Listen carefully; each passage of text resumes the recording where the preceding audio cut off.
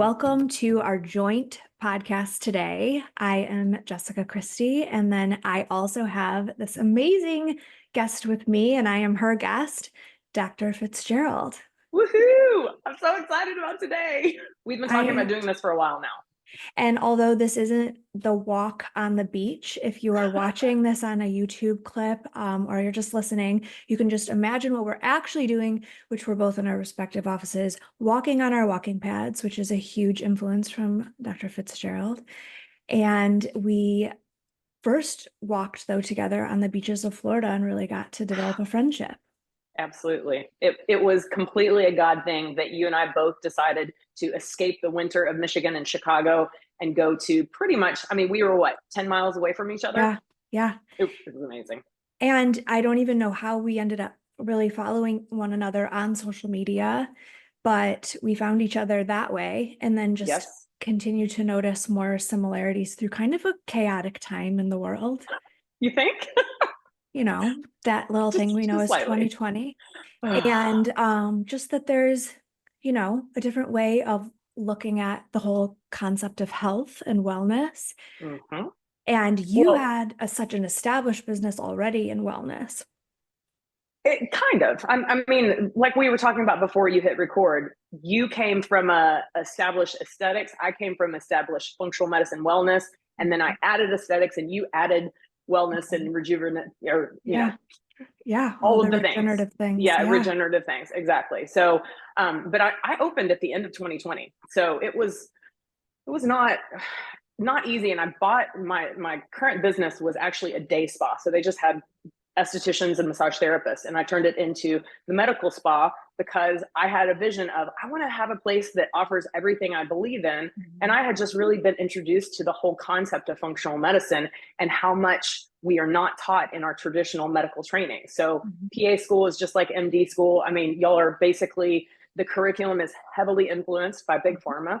And you're completely unaware of that until you're out in the system and you recognize like, our healthcare system is really just set up to keep people in it and sick long-term, because that's what makes a lot of money. Yeah. So I just wanted to open a place that offered all of the things that I believe in.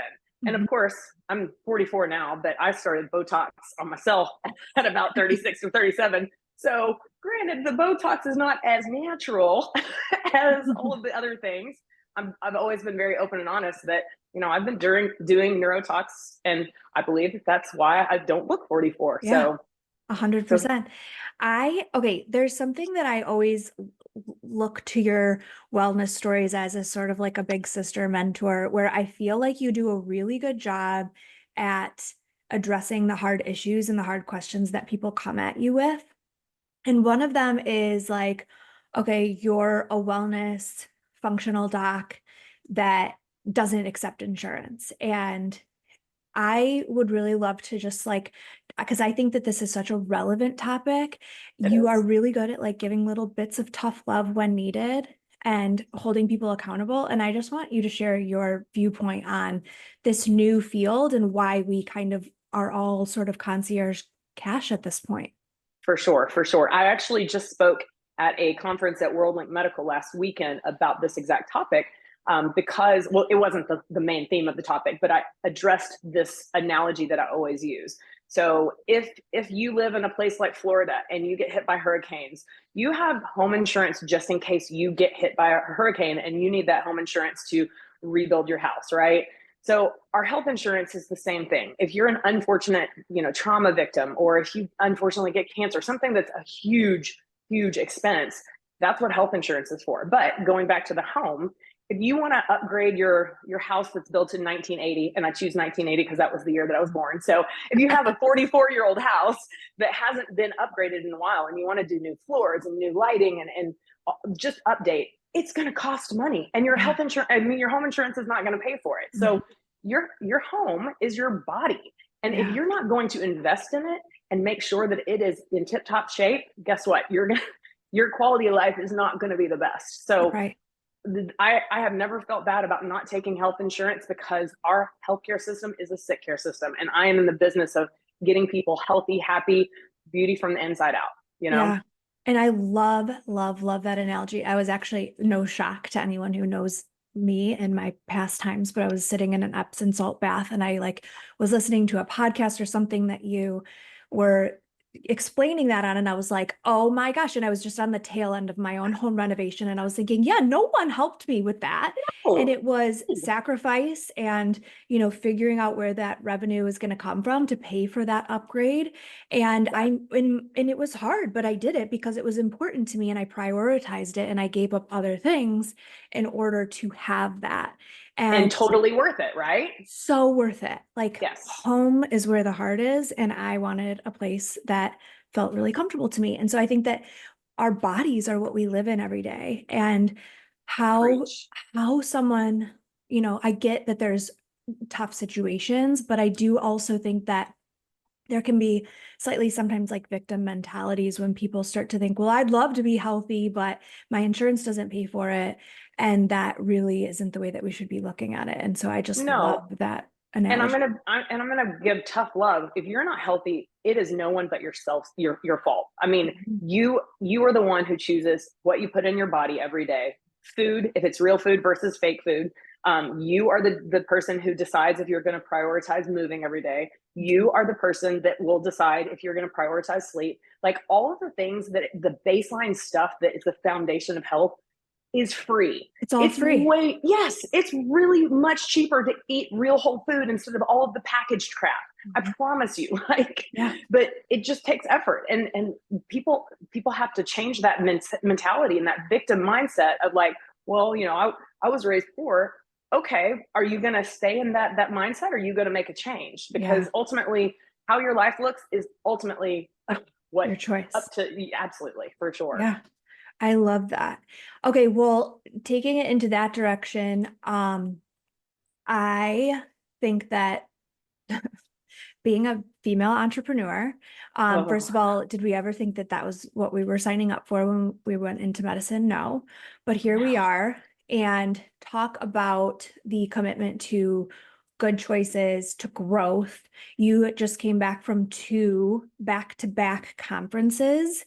One of Um, which I invited you to be my partner on, but you couldn't because you had so many other things going on. I It was a good one, know. though. I know. And that is so good to know, because that is definitely someone that I really look up to in this whole entrepreneurial world. And so I would love to hear insights. First of all, giving you like mad props for investing in those things, because not only does it take your time, and I know that you like your downtime slash free time. Definitely. It's a sacrifice of time for you for sure. And you do a really good job at saying no to a lot of things so that you can protect that, which I, again, look to you for. Like, I need to take a page out of that book. You're And getting better. You're getting better. I will say that. a little, I'm starting to say no way more, and it's That's uncomfortable. it is. But then also the financial investment, like I know what those things cost. And so, and pushing yourself way out of your comfort zone, and not to mention what then it looks like when you come home and you have all this new intel, like then that's where really the massive time increments come into, where you're really implementing Totally. these things and deciding what serves you. So I really would love to Well, hear what let's your bring insights were. for sure. So let's bring this back to the listener. So the listener that is listening to us right now might not be a business owner, but this still applies to you because Mhm. if you are successful in something, you typically are successful in everything in life, right? And there are commonalities between successful people. So you and I are successful businesswomen. Now we still have a lot to learn. I mean, if anything I learned last week, I still have a lot of learning to go to be at the next level as far as an entrepreneur and a business owner. But you and I have something in common. We take action. So the moment that we learn something, we don't wait for the perfect time and opportunity to take action. We just take action without really knowing fully what that will look like in the end. But literally, I went to the 2-day thing with Alex Hormozy and Layla Hormozy in Vegas. And then I went to the 3-day thing with World Link Medical. And I came back and we had a meeting on Monday and we had like 10 action items that we've already taken steps on. Literally, I think we've already hired another nurse practitioner and another nurse because we need more help. Mhm. We need more help from like-minded people. But what happens is that people like you and me, we hear something, we see, okay, this is the constraint of me reaching whatever goal, whether it's my health and fitness goal or my business success goal. We see that constraint. We're like, we have to fix that constraint so we can get to the other side, right? Mhm. Yes. So taking action. I think that that is so huge. And also I just did a talk in California not too long ago on kind of visionary leadership, the competition conundrum. And one of the big pieces in that is really that our biggest competition isn't always who we think. It's not the person down the road, which helps us embrace community. But the bigger thing is that our biggest competition is ourselves, self-limiting beliefs, Totally. not showing up and doing the little things every day. And that again integrates so much into our health and wellness. Like you have to make the choice to show up and do the little things every day. And if you do that, again, so oftentimes free things, Yes. just routine, like commitment to self and feeling good about that. Those are huge things that no one else is willing to show up and do.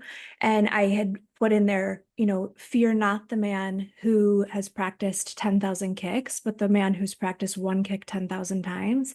Like that is really such a Yes. tool for success. And I think that again brings back, like, even if you're going to commit to like just a supplement regimen in the morning, such a small thing, but so it sets you up to trickle down and make good decisions for the rest of the day. One Absolutely. thing. One thing. Absolutely. One thing. You and I are both, I think, really good at showing people that follow us online that we show up for the little things on a regular basis. Like you're constantly showing, like, you take care of your skin. Like here's your regimen. And it's a daily thing. I mean, I always see you showing your workouts. The fact that we're walking, like everyone that follows us knows that we prioritize this because we show up and do the same thing on a regular basis, day in, day out. Mhm. And that's where people have to start. Like if they are listening to us and they're like, man, I don't know where to start with those basics. Like, Yeah. I mean, there's the science behind the 10,000 steps a day, right? Was Yeah. totally made up by some Yes. like Japanese dude or Chinese dude. Like it was completely just an arbitrary number. So there's really no science behind 10,000 steps, but I think that that's a great starting point. Like any of my patients, whether they be functional medicine, weight loss, or BHRT, I require them to at least start at 10,000 steps a day, right? Yes. But really, like, what is your average step count, just out of curiosity? Well, mine is probably not as high as yours. It's typically, first of all, when I am walking, my Aura ring doesn't track. So I just got an Apple Watch. Yes. Because I got really irritated that when I'm like typing, I don't know if my Apple Watch will do it either. But do you notice that it Oh, doesn't? 100%. Okay, so on admin days, when I know that I'm going to be typing a lot, I put my iWatch around my ankle. But see, yours might, yeah, I know. It totally makes a difference. Because if you're not swinging your arms, then the Aura Ring and the iWatch won't pick up. So on admin days that I am literally typing, I will put it around my ankle because I want my step count. Yes. Okay, so I notice there's things that massively increase it. So if I walk my dog, if I do a workout that has any sort of like walking or slight running, because I'm not a cardio queen, You and me then both.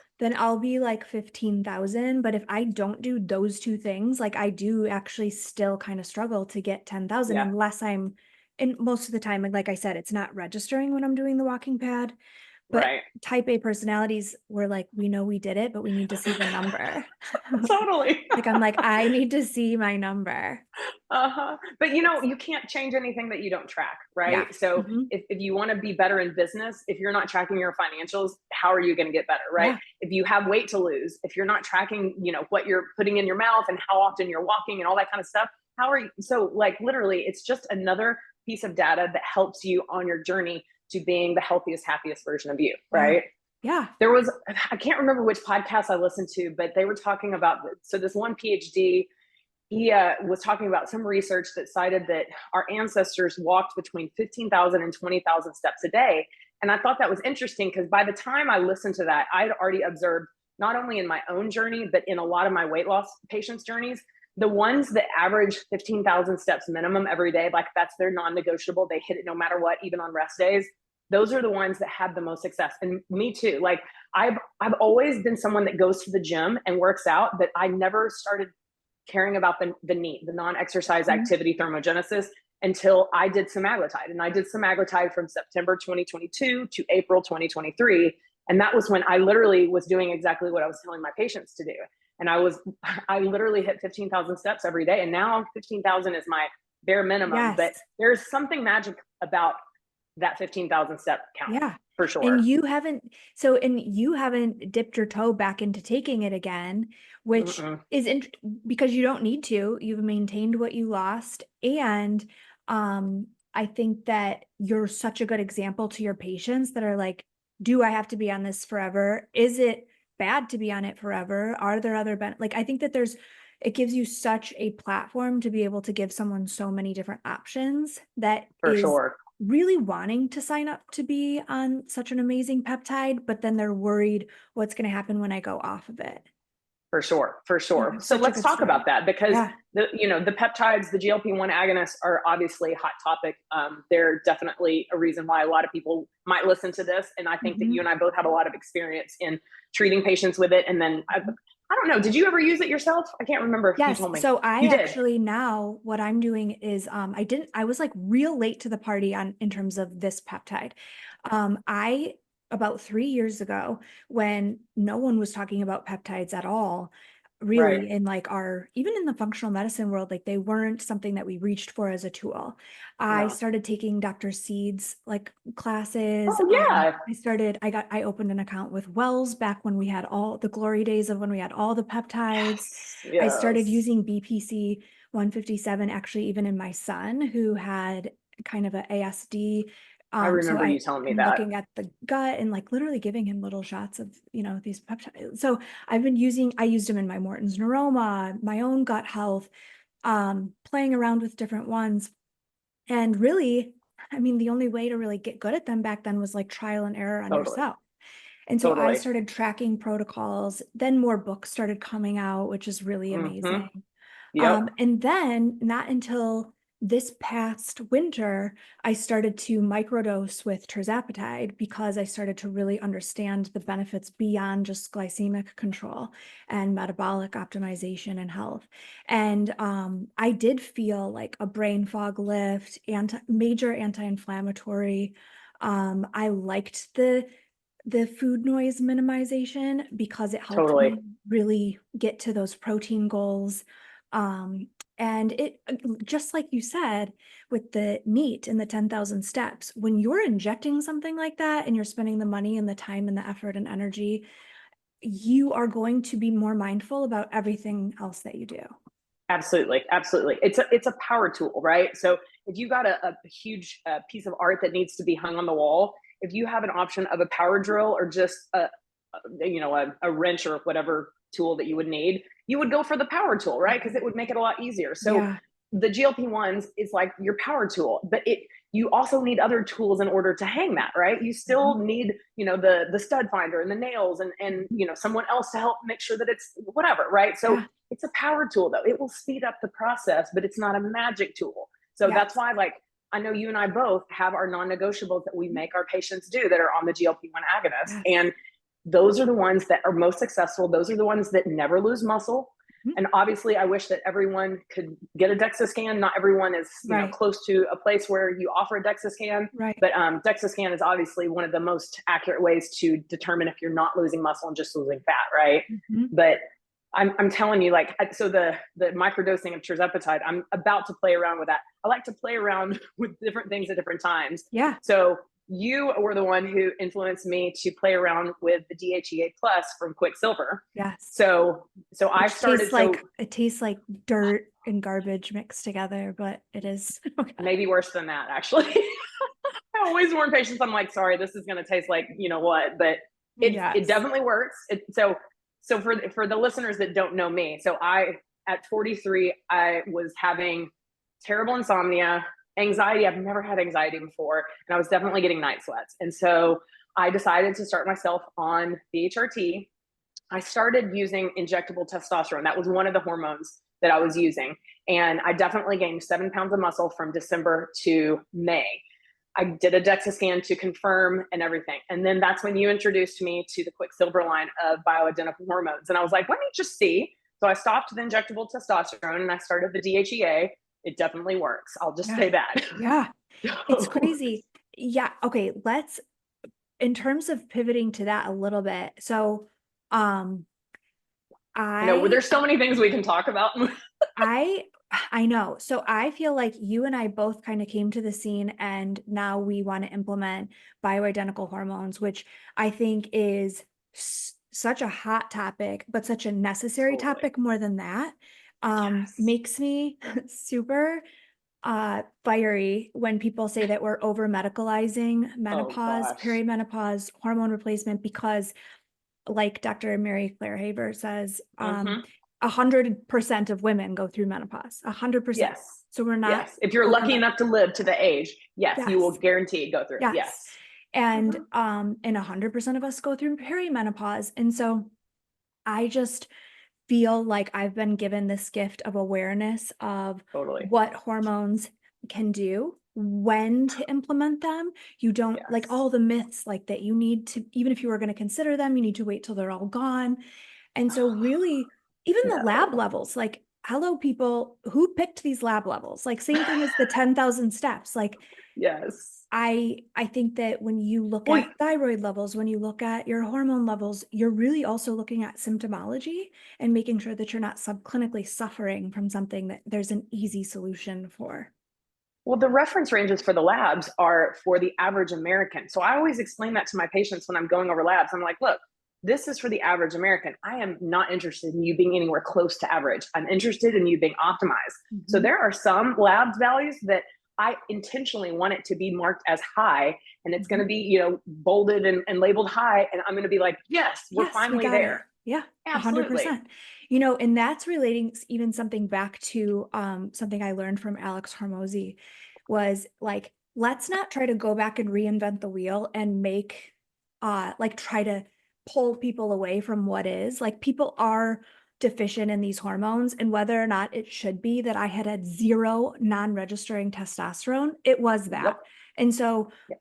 if I want to, again, fight with the smaller tools and try to do that all day, I can do that. Or I can optimize myself and move on with my life and be able to handle all the challenges that come my way with, by the way, something that naturally is missing from my body.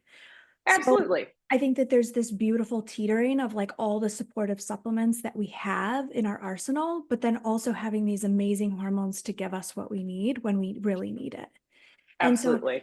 I don't know about you, but with our patients, we'll get them super optimized on bioidentical hormone replacement therapy, which I know both of us love the bioidentical portion. So Yes. important. Which Um, means it equals body identical. Our body makes the exact same chemical structure of these hormones. Yep.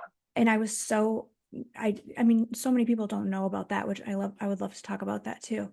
But I I really like to look at the the whole concept that we're replacing something that is missing from our body, and we're doing it in a way that we're optimizing all other facets and everything plays really nicely together. And I think that once you get people optimized, something that I've noticed that's still low in women is their libido. Yeah. And that's where I just feel like there's nothing like injectable testosterone. So optimal testosterone level, and we're just talking total testosterone because there's Yeah. actually variabilities between the different labs. So if you're looking at Quest versus LabCorp, totally different range. So overall, the total testosterone though is a little bit easier to compare Yeah. with multiple different labs, right? But we've seen that optimal total testosterone levels for women is close to 300. Mhm. So just for people that are listening, like if it's above, I think 89, it's marked, Mhm. high for a female, which is dumb. Yep. But when the testosterone is optimized, like I always tell my BHRT patients, look, we're trying to get your hormones back to the level that they were when you were at your peak optimized hormone state, which is like 19 or 20 years old, right? Yeah. Yeah. So if you were to measure a 19 or 20-year-old female's testosterone, it would be close to 300. Yeah. And so that's oftentimes where the libido is back, the Mhm. all of the wonderful, glorious things about Yes. testosterone. Yes. So And so I am so glad that we're on the same page in terms of that, because I feel like literally experts in our industry that are also coming to the forefront with their own opinion are like, what are you doing? This would only be a testosterone if you were trying to transition to a man. Like that is, to me, so wrong, because again, Completely. stop looking at the lab levels and look at the patient right in front of you. Thank you. And I actually do need a level of testosterone to start to see the full picture of the benefits to come back. Like for my libido to be good, it does have to be in the high 200s to 300. Exactly. Exactly. And here's the thing: we women are so gaslit, because if any man wasn't able to get their morning, Yeah. whatever, like Mhm. it would be, oh, all stops. Let's fix this. But then a woman is just, oh, your labs are fine. I don't care that your libido is not back. What? Yeah. Well, and No. the other thing is I'm not having cystic acne. I'm not growing facial hair. I'm not growing a penis. So like, I mean, I think that, Clitoral megaly is the proper term. but I think that obviously that goes into the whole clinical picture. Like, okay, labs are one piece of it, and thank God we Totally. have them. But I really love that we get to like bring back critical thinking, and those are the Yep. best practitioners to me. And I love that we have this new space where we all get to come to the drawing board and share our experiences with each other. Speaking of that, are you using the oral testosterone from Quicksilver? I'm not. So right now I offer two delivery mechanisms, and I'm about to get trained for the third, even though it's my least favorite delivery mechanism, which you're smiling because you know what I'm going to say. Yeah. So the three ways that I offer or will offer in the next month testosterone delivery is cream, injectable, or pellets, right? Mhm. So I haven't done the oral yet. The cream is my favorite because it best mimics the daily ebb and flow of testosterone when you were 19, 20, right? Yeah. The once a week injection, and some people divide it and do it every 3 to 4 days. So it's a little bit less of the peak day one and then trough day 7, right? Yeah. But the same thing goes, as you know, with the pellet.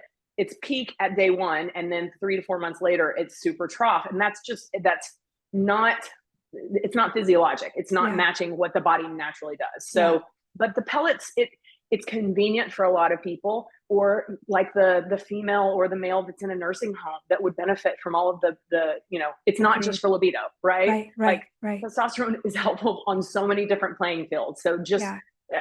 I think a lot of people think that the only reason a female should be on testosterone is decrease libido. No, No, like like so many. sarcopenia, hello, like the biggest Yeah, thing. Yes, yeah, like the maintaining our skeletal muscle and that being just the currency of our lives in anti-aging is so important.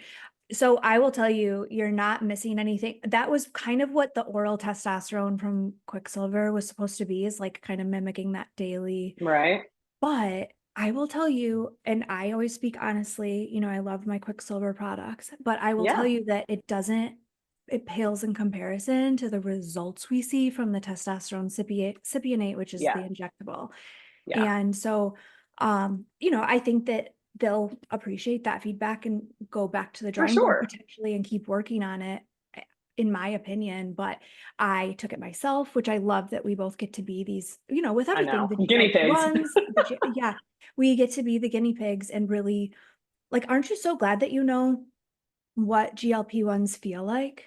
Totally. I've And had so many people that have told me, I decided to try it after hearing you talk about your experience with it. Mhm. And I think that both you and I are really good about just being like, Yes. this is Well, because there's who we still a are. We stigma about it. exactly. And people are kind Yes. of shocked when they find out even that someone like us was or is on it, even in a microdose form. I've never been able to, and I don't need to go above 2 milligrams of Right. tirzepatide. Right. And I actually don't even take it every single week. And so I think, and there's no data on that in terms of like No. what that's doing or what it does, but I feel good on it. And I think when you And you have can't deny someone, that. you no, know? I mean, it is what it is. And I feel like I have a lease on life back that I didn't have when I had two babies that were back to back young and feeling like, okay, I'm having night sweats. I like every time I wake up, I literally would think when I woke up, I can't wait until they take a nap. And Wow. I'm so excited for bed tonight. Like Are you that's kidding? Yes, that is literally what I would feel every Oh, single day. And I would, I wonder how many listeners can relate with that feeling. Like that's so yes, foreign to me, but I mean, how yes, many postpartum moms that have yes, little children, that's their reality. yeah, That yeah, it doesn't have to be that way, people. no. It doesn't. And so, like, the one thing that I try to get out to postpartum moms, even I've had people that are pregnant reaching out to me, like, how far after I have the baby, like, can I be breastfeeding and like come in? I'm like, yes, because immediately postpartum, girl, you might need a little topical progesterone to put on Totally. so that you can support what is crashing in your body. So that you're not waking up in those drenching night sweats and feeling like I felt horrible. And no one will, they were like testing my blood to see if I lost too much, during my Yeah, delivery. for And sure, for when it sure. probably was all crashing hormones that our OBs aren't equipped with, teaching us about or have the resources to help us. One of the stories that stuck in my brain of part one of my BHRT training with WorldLink was the story of the postpartum woman who comes into the emergency room and is like, I'm about to drive myself off the cliff with my kids because that's how bad her postpartum depression was. And Mhm. the story of how Dr. Rouzier actually keeps IM progesterone in his pocket because the hospital won't keep it on formulary. But that literally is the problem in the postpartum time. You Mhm. go through the 9 months with progesterone and then just a complete drop in progesterone postpartum. And literally that can lead to severe anxiety, depression, suicidal ideation. And so he's like, I use it. He's an ER physician and he uses it about once or twice a year, but he literally has a high dose of IM progesterone for the pretty much the suicidal postpartum mom who literally is like, I'm done. I And remember it you telling that saves their story, lives. and she called him back or followed up with him and was like, "Oh my gosh." Yes, But yes. but that woman would have been sent home with some Xanax, PRN, and some Totally, sertraline totally, or something like Zoloft, just, and here totally. you go, honey, like this is normal. Yep, yep. It's so unfortunate, but I'm so glad that we have had, every life experience and every health crisis I've had in my own family has led me to this place. And so it's super Absolutely. relatable. Okay, when people are in your DMs or in your comment section, like I tried semaglutide, but I just was nauseous and tired all the time. That's why I love your essential or your non-negotiables. We call them essential commitments. And I would Right. love for you to just re-emphasize and drive that home for everyone what they are and why people are feeling that way. Absolutely. So I've treated now over 1,000 patients in my weight loss program, and it is consistently like the two number one reasons why people get nauseated when they start semaglutide is because of the side effect of the appetite suppression makes people not eat. So they skip meals. They're not hitting any protein goals. So they become hypoglycemic. So their blood sugar drops really low. And all of us medical providers know that a sign of hypoglycemia is nausea, the body's way of saying, feed me, dang it, right? Mhm. And then the other side effect is that it can suppress your thirst. So a lot of people that don't have a good habit of hydration will just kind of not even think about it, won't drink, and then all of a sudden they get hypovolemic. So basically volume goes low because they're not adequately hydrating. And us medical providers know a side effect of hypovolemia is nausea. So you want to prevent it. So Yeah. I make my patients, give every single one a protein goal. So let's just use 120 pounds, right? If your ideal body weight is 120 pounds, then that's how many grams of protein you eat. So you have to eat 3 meals. 120 divided by 3 is 40. So 3 meals, 40 grams, about 5 hours apart. Because remember, GLP-1s slow down the gastric emptying. So you can't eat those 3 meals like back to back because you'll still have food in your belly, right? So I tell all of them, you have to eat at least that minimum protein goal and you have to stay proactive in your hydration. So I always tell patients, use electrolytes at least once a day, preferably first thing when you wake up, because when you wake up, you've been without water all night. So you wake up naturally dehydrated. The habit that really served me when I was on semaglutide is that my 40-ounce water bottle, I already had this habit in place. I get through it 3 times a day. The first 2 hours, I get through the first time. The second 4 hours, I get through the bottle number two. And then from noon till the rest of my day, I drink the third one. So I'm not up all night peeing, right? Yeah. So it's 120 ounces, almost a gallon a day. But that habit really served me to never get nauseated when I was on that. And I would say 99% of patients, if they are doing those two of my non-negotiables, most people prevent the nausea and vomiting that come along Yeah. with the GLP-1s. which is crazy. And I love the habit that you had to, I guess, I had some kind of like preconceived notions, myths floating around my head about creatine. And you were Oh yeah. someone that I like, it's amazing when you have those people in the industry that you trust and you trust their Yeah. opinion and their insights on research and health and data. And so you reignited, because I used to use creatine when I was just working out and trying to like Yeah. look good. But Yeah. in terms of feeling good, I started to incorporate that first drink as well with the scoop of creatine. Yep. You like the Thorn one too as well, Yep. right? And Totally. then I love the Perfect Aminos electrolytes because they have that amino acid composition that you need. And so those scoops, and then I put a little of my gut prebiotic powder because I'm taking my, and so it's like you get your little Uh-huh. concoction. And honestly, that's another reason to work out because that first water bottle goes down real fast. Real fast, real fast. Yeah, you actually turned me on to the perfect aminos when we were in Florida. So good. I know I tried to Love give it to those. you and you ride your bike everywhere. You didn't even have like a place to put your Right. aminos, I was like, but oh, I really want to take these with me, but so good. And they're just, like you can shoot them back if you don't like the taste or mix them in with some of your other stuff. But that is such a good tool to get that protein yes, composition up. for And sure. it's almost like you kind of take that one and forget it and let your food be the rest of your protein, but it's How do amazing. how do you personally and how do you tell your patients to hit their protein goal? I'm just curious. So I always tell them because I feel like 120 grams can be daunting too. And so I just give basically most people the range to remember 100 to 120. I think Okay. 120 is probably obviously much better. But I'm like, I never want someone to feel like, okay, I didn't do this. So Got now it. I'm such an all or nothing person. And so I'm Totally. like, I really need to work on that. But I don't know if there's any hope for me being 41. Probably not.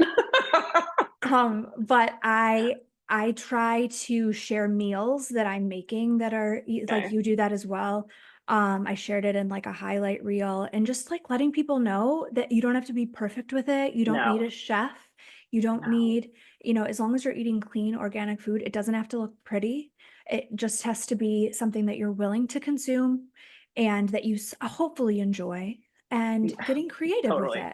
Like it's summer. Totally. Last night, my husband made me 2 chicken sausages from Trader Joe's, those little organic ones, and a Yep. hamburger with some cheese on it. And that's what I ate I for love dinner. it. I love it. And my kids ate it too. Like you're setting them up for good protein goals as well, which is great.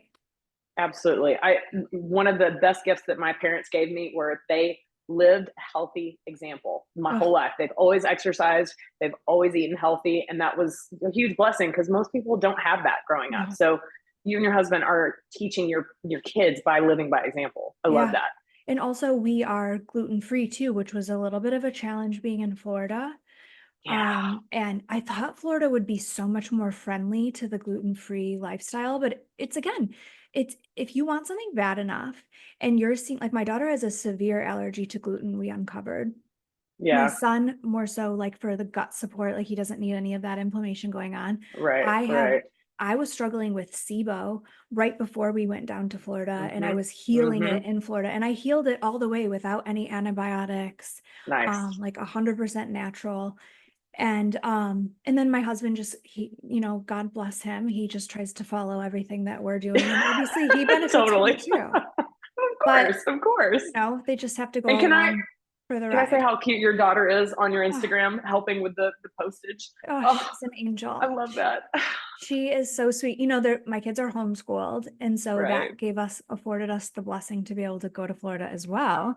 Yeah. And it's so interesting to watch them be able to creatively freely learn.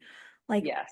for 3 hours, my son might be Googling on his iPad how to draw the Hulk, and he sits there and Right. has the attention span. But when I look at him in certain situations and he doesn't have the attention span, I'm like, I know you have it, but you want to choose what you want to learn, and that's okay. Exactly. And then Exactly. they If I had learn. kids, I would totally do it like that too. I Oh, think that that's the best way to learn. it's amazing. And then like, we go to the office and pick up like deposits and take them to the bank and they're asking questions about what we're doing. Yes. And I mean, they like to watch like the presidential debate. Like they're funny and they're like little adults. Yeah. And Yeah. it's just really cool to watch them become passionate about what they want to learn about, you know? Yeah. Yeah, for sure. So And they're I love so that. freaking cute. Oh my gosh. They're so You've got fun. really cute kids. Yeah. Thank So you. can we talk about Florida? I was just going to What say that. Yes. Okay. So so you and I both escaped to Florida we because you're in did. Michigan. I'm in the Chicagoland area, and Yes. both are notoriously terrible places to live, especially in January, February. Yes. Um, I'm originally from Texas, so I am not built to live in the winter, but I understand that a lot of people that are born in this feel the same way, even though that's all you've known. So Right. for me, when I moved to the Chicagoland area, my first winter was 2019 when the polar vortex hit. And where Oh, I was living, the wind chill factor was negative 67. And I literally was questioning my decision to move where I moved yeah, that's to. like Alaska. It is. I didn't realize that it got that cold in mainland United States. It was terrible. So every single winter since, I've been like, I've got to get out. Like, I'm just not built for this. Mhm. So this past winter, I asked my staff, I'm like, what would you think about me seeing my patients only via telemedicine and getting out for a couple of months? And you kind of did the same thing. You got to Florida, what, a couple weeks after I Yeah, did, right? right at the beginning of January. And you were there for 2 months total? No, about 6 weeks. 6 weeks. Okay, that's right. That's right. And I ended up extending and I stayed until the end of April. So I was there for 4 months. And Amazing. I know both of us kind of went with the idea of maybe we might want to open up a spot there. And Yeah. so it's funny because we both kind of had our own epiphanies. So where are you at right now in that thought process? So I'm in a place that is hard to be in, but I think that we need to welcome more is like just being unsure of what the future holds. I needed to hear that. It's okay. Yeah. Um, like not to get all woo woo, but I did meet with this woman that like reads your auras and your energies and like looks at like maybe your different like angels and spirit guides that you have around you. And I was like, okay, I thought I was going down to Florida. I was going to put another location there. I have homeschooled, like everything lined up. Like I had homeschooled my kids. Yeah. I'm able to do it. I have friends there. Like then, other friends were there. Like it just seemed so aligned, right? Yeah, But then totally. as soon as I got down there, it was hard. It actually was hard. I was in a little bit of a funk. Yes. Where as soon as I got down there, some things happened internally with my team that we had to fly back and manage. And I was just thinking, wow, this is a lot to manage from afar. And then there's Yeah, always reverberations with those things, right? And so absolutely. feeling the lack of control, but also the win would be then testing all my systems. Hmm. And so when I came home, I wasn't like, wow, that was so fun. I was so grateful for the experience, but it was a Yeah. lot to move my family to an Airbnb, to move them all back. My dog the entire time had allergies to Florida Poor air. And Frankie. he had like, luckily I found this natural vet doctor that like was like his guts messed up. And when he got back here, he is better and doing so Good. well. But I I just was like kind of almost mad at myself that I didn't have everything in stone of how I was going to return. And Hmm. I had a complete lack of patience for the process, complete lack of patience for like what God's plan is for my life. Yeah. And Yeah. so it was really, so I'm now the place that I'm sitting in is I'm so grateful for that experience. I don't want to be here in the winter.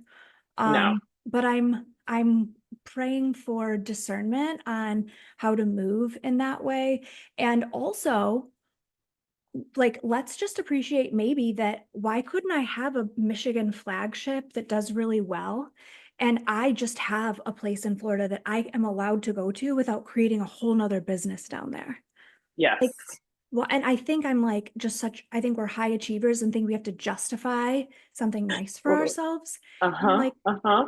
who's to say we have to create another business to be down there? So I'm kind of sitting in that, to be I'm honest. literally at the almost the exact same spot. I was actually supposed to be in Tampa today, looking at property, and I decided to cancel last minute because I'm like, I'm not feeling like that's where I'm supposed to be right now. That doesn't mean not in the future, because I'm Right, definitely do not want to be here in the winter on a regular right. basis.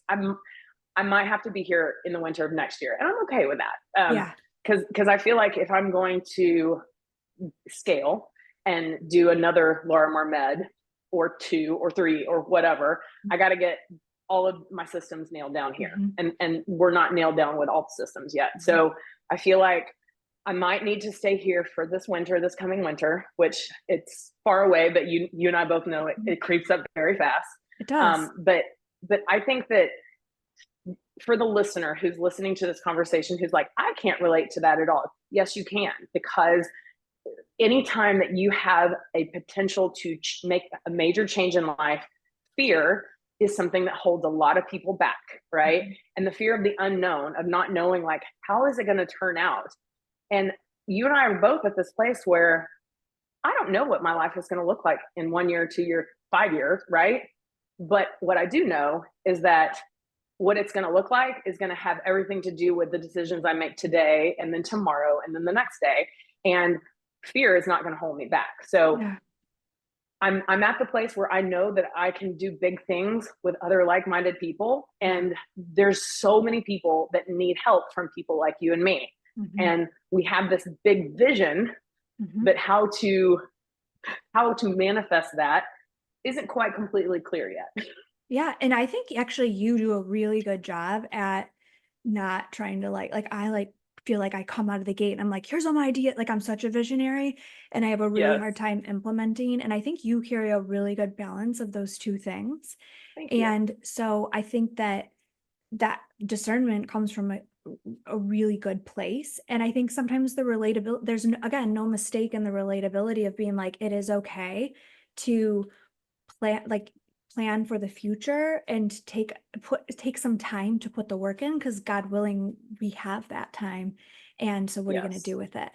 And I think it's continuing, and also not getting stuck. Like, there's a really good book called The Gap and the Gain by Dan Sullivan, which I just joined his strategic coach group, which I think nice you would love. Really, really amazing coaching for any entrepreneurs in any field. And there's a really good book about talking about, are you living in the gap or are you living in the gain? Meaning that, are you looking at the things that you haven't accomplished, or are you sitting in the things that you have accomplished and constantly reflecting at how far you've come? And then also able to reflect, where do you want to go? Not where are you not yet? And so I think that that's a really powerful thing to do, and to anyone to give themselves that space to really look at, what have I achieved? And then like celebrate that. And then look at sometimes it's hard for people like you and me. It is hard, because we're just like, what's next? Exactly. And then look at, what are your goals? And then how do you reverse engineer to get to those goals, and keeping that in the forefront of our mind. And I don't know that the effort and energy of trying to get down to Florida and spending so much money in an Airbnb, it's like, okay, well, I want to be there, but it would make way more sense to buy there. But like, I mean, I'm just not ready. Like, I'm just not ready on so many levels. And so I'm probably in the same place as you. I'll probably still value a couple of week vacations with my family here and there. But not that whole commitment of like shipping everything for my family of 5, including Frankie, down to Florida, Yeah, I didn't have a family of 5. I took my 2 dogs, but that was still a little painful. Yeah, it's a lot. Yeah, it is. And you did a really good job of, like, I mean, you sat in it, and I don't know, what are your insights from going down there? My insights are, I am really blessed to have good people that work for me. I mean, we are a team, and there was never a time where I was worried about anything major because I wasn't here, right? I definitely, this is my first time that I've been in a sunny place during the winter. So I have learned that about myself. No matter how much vitamin D and red light therapy I have, I still get seasonal affective disorder. And this was the first winter that I didn't in a long time. So I need that. And so I'm hoping that this next winter is my last one in the Chicagoland area. And then after that, I can open up a place in a sunnier place, whether it be St. Pete or Texas or wherever. I need the sun in the winter time. And then I feel like I learned where where some of my weaknesses were that I wasn't quite aware of, and then some of my strengths that really helped me stay successful while I was, doing telemedicine for 4 months. Yeah. So it was a growing time for me, for sure. Yeah. So it wasn't super comfy for you either. No, definitely not. Definitely And not. I think But that again, the perception is like, look at that, they're down there on the totally. beach walking. But it was, first of all, it was kind of cold there, if I'm going to be honest. Yeah. All the locals were like, you picked the worst winter to come. This is the coldest temperature. I'm like, it's still not Chicago. So now I'm okay with you that. just learned to love to fish recently. Did you learn that there or when you came back? Yes.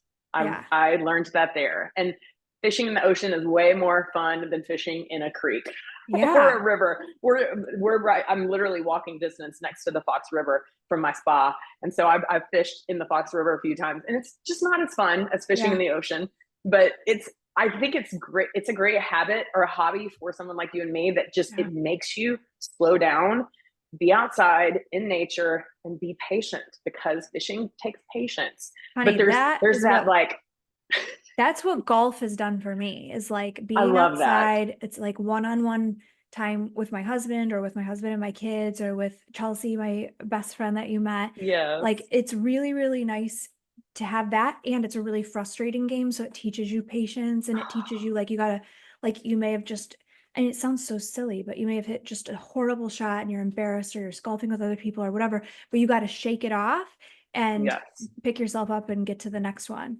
And so it's a and the only way you're going to get better is keep doing it over and over and over again. So see how fishing, golf, like these adult sports, they're really good lessons. These adult sports.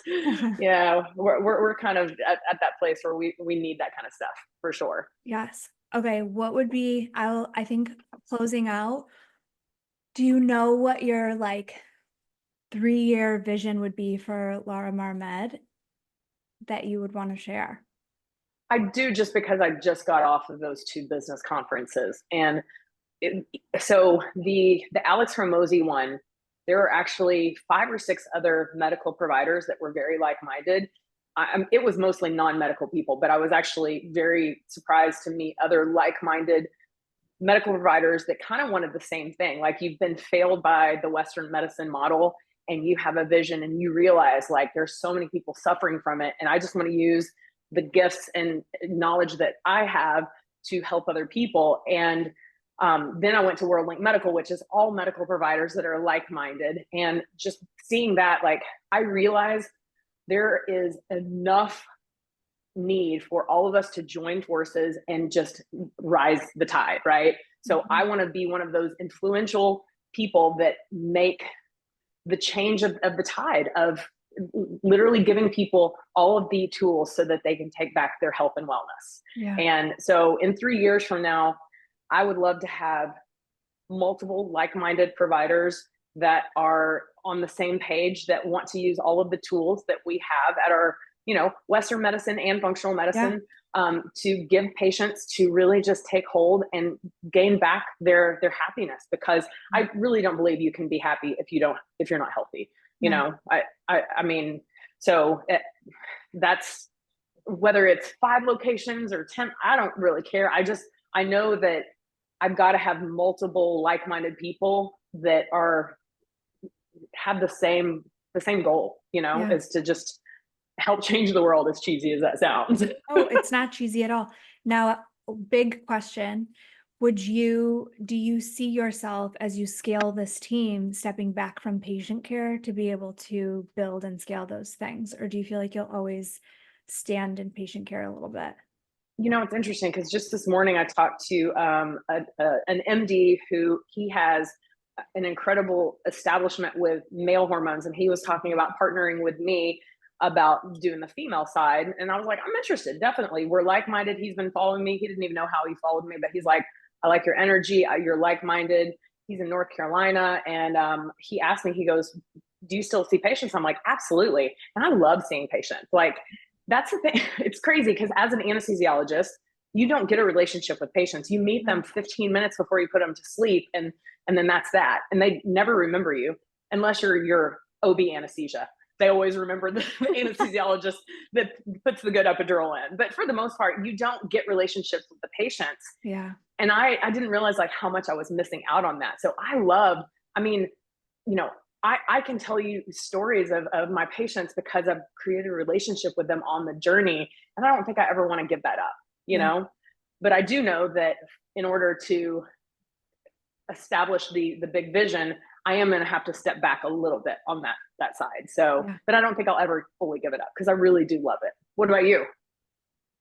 Well, in terms of a 3-year vision, we have a very similar. So I definitely want to have more locations, but I am in the same boat where I still feel like I have to scale a lot of processes Yeah. and get better at certain things like onboarding multiple team members at once, creating the infrastructure to make that seamless.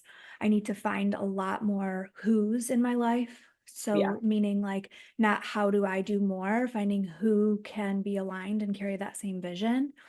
Um, and I need a lot of mentoring. I'm very aware of what I don't know, and I'm excited Hmm. for the growth opportunity of what I will know. And I think with that will come a lot of clarity. And I think being open to, beyond just having my vision and my mission like written out, revisiting that, saying it's okay to change your mind Totally. and like appreciate, like, I'm not just going to drive forward and say I'm opening a place in Florida because that's what I said last year. Right. Um, and so not being wishy-washy, but being very mindful and thinking of all the moving parts and how I'm evolving as well. And then in terms of patient care, I actually like one of the hardest things I've ever done is take my incredible revenue generating potential and literally shut it down. Yeah. Um, and I did it because I was willing to put the time and the work and show up to Yeah. really like stop growth and put scale in mind. And Hmm. honestly, it's a constant temptation to go back to it because I'm really I good at bet. it. And like Uh, sometimes I'm like, if I just saw aesthetic patients and did full facial balancing all day long, first of all, the patients are there. And yeah, like that is, the home in Florida or whatever. But I really am careful to Totally. never see revenue or my lifestyle in terms of Smart. anything that I provide. Yeah. I actually don't care about revenue at all, which I should, but I just want to do what I want to do, and I know that the success will follow. And so, Absolutely. yeah, there's a temptation to go back to that. And then there's an excitement of seeing functional patients. And then I have a huge passion for the regenerative side.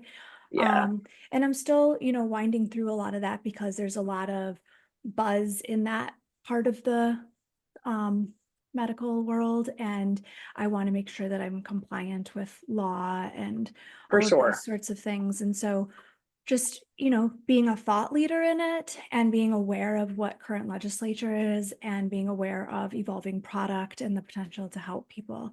And that's the end of the day. Like what I think both of us want is we really want to help people. And we've been given this open mind to realize what is possible. And I think that even because we're in it every day, we forget maybe that people don't know what is possible in terms of being well. And So that just true. like tugs at my heartstrings.